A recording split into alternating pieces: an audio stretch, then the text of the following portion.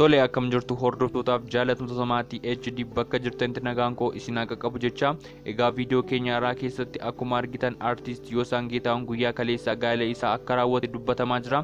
Egaa viidiyoo kana irratti viidiyoo isaa kan isinitti agarsiisnu ni ta'a.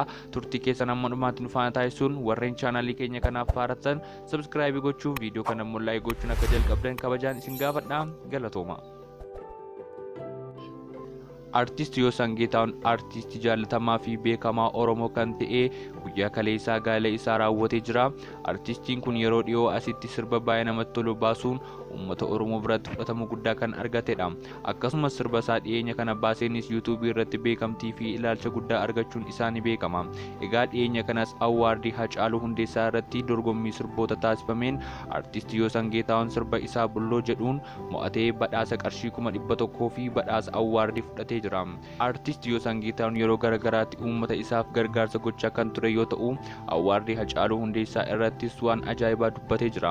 Egaa artiistiin kun karaa artii qabsoo kan gaggeessaa jiru yoo ta'u, uummata biratti jaallatama guddaa kan argatee jirudha. Egaa guyyaa kaleessaas gaa'ela isaa kan raawwate yoo ta'u, namoonni garagaraa irratti hirmaachuun gammachuu isaa qooddatanii jiru. Innis karaa sooshaal miidiyaa warreen waamicha koo kabajanii dhuftan galatoomaa jechuun maxxansee jira. Waan nu dhaggeeffataniif guddaa galatoomaa. Turtii gaarii.